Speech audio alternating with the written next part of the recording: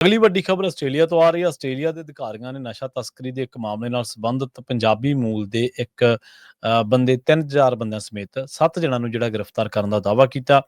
ਇਸ ਨੂੰ ਆਸਟ੍ਰੇਲੀਆ ਦਾ ਸਭ ਤੋਂ ਵੱਡਾ ਜਿਹੜਾ ਨਸ਼ਾ ਤਸਕਰੀ ਦਾ ਪਰਦਾਫਾਸ਼ ਦੱਸਿਆ ਜਾ ਰਿਹਾ ਤੇ ਖਬਰ ਜਿਹੜੀ ਉੱਥੋਂ ਦੀ ਇੱਕ ਵੈਬਸਾਈਟ ਹੈ 9 ਨਿਊਜ਼ ਉਹਦੇ ਦੱਸਣ ਦੇ ਮੁਤਾਬਕ ਉਹਨਾਂ ਨੇ ਖਾਸੇ ਖੁਲਾਸੇ ਜਿਹੜੇ ਇਸ ਖਬਰ ਦੇ ਵਿੱਚ ਕੀਤੇ ਨੇ।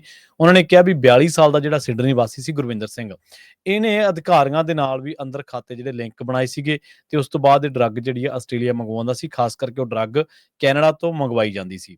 ਇਸ ਸੰਬੰਧ ਦੇ ਵਿੱਚ ਕੈਨੇਡਾ ਵਾਸੀ ਅਮਨ ਕੰਗ ਤੇ ਮਣੀ ਧਾਲੀਵਾਲ ਨੂੰ ਵੀ ਗ੍ਰਿਫਤਾਰ ਕੀਤਾ ਗਿਆ। 2 ਸਾਲਾਂ ਤੋਂ ਇਸ ਮਾਮਲੇ ਦੀ ਜਾਂਚ ਚੱਲ ਰਹੀ ਸੀ। ਸਿਡਨੀ ਦੇ ਅੰਦਰ ਜਿਹੜਾ 2 ਕਰੋੜ ਗੈਰ ਕਾਨੂੰਨੀ ਸਿਗਰਟਾਂ ਤੇ ਲਗਭਗ ਅੱਧਾ ਟਨ ਨਸ਼ੀਲੇ ਪਦਾਰਥਾਂ ਦੀ ਤਸਕਰੀ ਦੇ ਲਈ ਇੱਕ ਵੱਡੇ ਜਿਹੜੇ ਅਪਰਾਧਿਕ ਸਿੰਡੀਕੇਟ ਦਾ ਜਿਹੜਾ ਪਰਦਾਫਾਸ਼ ਕੀਤਾ ਗਿਆ। ਅਧਿਕਾਰੀਆਂ ਨੇ ਇਹ ਦੋਸ਼ ਲਾਇਆ ਵੀ ਜਿਹੜਾ ਗੁਰਵਿੰਦਰ ਸਿੰਘ ਹੈ, ਇਹਨੇ ਤਸਕਰੀ ਦੇ ਲਈ ਬੰਦਰਗਾਹ ਸਹੂਲਤਾਂ ਤੇ ਮਾਲ ਕੰਪਨੀਆਂ ਅਤੇ ਹੋਰ ਜਿਹੜੇ ਅੰਦਰੂਨੀ ਲੋਕ ਆ ਉਹਨਾਂ ਦੀ ਵਰਤੋਂ ਕਰਦਿਆਂ ਗਰੋਹ ਦੀ ਅਗਵਾਈ ਕੀਤੀ। ਇਹਨਾਂ ਨੂੰ ਪਹਿਲੀ ਸਫਲਤਾ ਪੁਲਿਸ ਨੂੰ ਉਦੋਂ ਮਿਲੀ 2024 ਦੇ ਵਿੱਚ, ਜਦੋਂ ਇਹਨਾਂ ਨੇ ਵੈਨਕੂਵਰ ਤੋਂ ਕੈਨੇਡਾ ਤੋਂ ਜਿਹੜੀ 280 ਕਿਲੋਗ੍ਰਾਮ ਤਰਲ ਮੈਥਾਫੈਟਾਮਾਈਨ ਜਿਹੜੀ ਆ ਉਹਦੀ ਖੇਪ ਮੰਗਵਾਈ ਹੋਈ ਸੀ ਤੇ ਉਹਨੂੰ ਰੋਕਿਆ ਤੇ ਫੜ ਲਿਆ। ਇਹਦੀ ਜਦੋਂ ਜਾਂਚ ਹੋਈ ਤੇ ਇਹਦੇ ਵਿੱਚ ਗੁਰਵਿੰਦਰ ਸਿੰਘ ਦਾ ਨਾਮ ਸਾਹਮਣੇ ਆਇਆ, ਜਿਹੜਾ ਕਿ ਉਦੋਂ ਸਰਗਣਾ ਸੀਗਾ ਇੱਕ। ਉਸਨੇ ਨੈਟਵਰਕ, ਉਹਦਾ ਜਿਹੜਾ ਪੂਰਾ ਨੈਟਵਰਕ ਆ, ਉਹਨੇ UAE ਤੋਂ ਵੀ ਜਿਹੜੀਆਂ ਕਈ ਖੇਪਾਂ ਮੰਗਾਈਆਂ ਜਿਨ੍ਹਾਂ ਦੇ ਵਿੱਚ ਸਿਗਰਟਾਂ ਦੀਆਂ ਖੇਪਾਂ ਦਾ ਨਾਂ ਆ ਰਿਹਾ।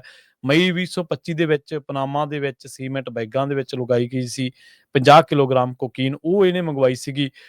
ਪਿਛਲੇ ਸ਼ੁੱਕਰਵਾਰ ਨੂੰ ਵੀ ਦੱਸਿਆ ਗਿਆ ਹੈ ਕਿ ਜਦੋਂ ਸਿਡਨੀ ਦੇ ਖਾਸ ਕਰਕੇ ਦੱਖਣ ਪੱਛਮੀ ਇਲਾਕਿਆਂ ਦੇ ਵਿੱਚ ਛਾਪੇਮਾਰੀ ਕੀਤੀ ਗਈ ਸੀ ਤਾਂ ਉਦੋਂ ਗੁਰਵਿੰਦਰ ਸਿੰਘ ਨੂੰ ਉਸ ਤੇ ਕੰਗ ਤੇ ਧਾਲੀਵਾਲ ਸਮੇਤ 6 ਜਣਿਆਂ ਦੇ ਨਾਲ ਜਿਹੜਾ ਗ੍ਰਿਫਤਾਰ ਕੀਤਾ ਗਿਆ ਸੀ। ਤੇ ਉਦੋਂ ਜਦੋਂ ਗ੍ਰਿਫਤਾਰੀ ਹੋਈ ਸੀ, ਲੱਖਾਂ ਗੈਰ ਕਾਨੂੰਨੀ ਸਿਗਰਟਾਂ, ਵੱਡੀ ਮਾਤਰਾ ਦੇ ਵਿੱਚ ਕੋਕੀਨ ਤੇ ਤਰਲ ਮੈਥਾਫੈਟਾਮਾਈਨ ਜਿਹੜੀ ਆ ਉਹਦੇ ਨਾਲ ਤਸਕਰੀ ਦੇ ਗਰੋਹ ਦੇ ਨਾਲ ਜੁੜੀ ਨਗਦੀ ਵੀ ਜਿਹੜੀ ਆ ਜ਼ਬਤ ਕੀਤੀ ਗਈ ਸੀ। ਗੁਰਵਿੰਦਰ ਸਿੰਘ ਤੇ ਹੁਣ ਜਿਹੜੇ ਨਸ਼ੀਲੇ ਪਦਾਰਥਾਂ ਦੀ ਤਸਕਰੀ ਦੋਸ਼ ਲੱਗੇ ਆ, ਅਪਰਾਧ ਦੀ ਆਮਦਨ ਦੇ ਨਾਲ ਨਜਿੱਠਣ ਤੇ ਉਹਦੀ ਦੁਰਵਰਤੋਂ ਕਰਨ, ਕਿਸੇ ਵੀ ਤਰੀਕੇ ਦੇ ਨਾਲ ਨੁਕਸਾਨ ਪਹੁੰਚਾਉਣ ਦੇ ਤੇ ਇੱਕ ਕ੍ਰਿਮੀਨਲ ਗੈਂਗ ਦੀ ਅਗਵਾਈ ਕਰਨ ਦੇ ਜਿਹੜੇ ਦੋਸ਼ ਆ ਉਹ ਲੱਗੇ ਆ। ਇਹਨਾਂ ਦੋਸ਼ਾਂ ਦੇ ਤਹਿਤ ਗੁਰਵਿੰਦਰ ਸਿੰਘ ਨੂੰ ਉਮਰ ਕੈਦ ਦੀ ਜਿਹੜੀ ਸਜ਼ਾ ਉਹ ਹੋ ਸਕਦੀ ਆ।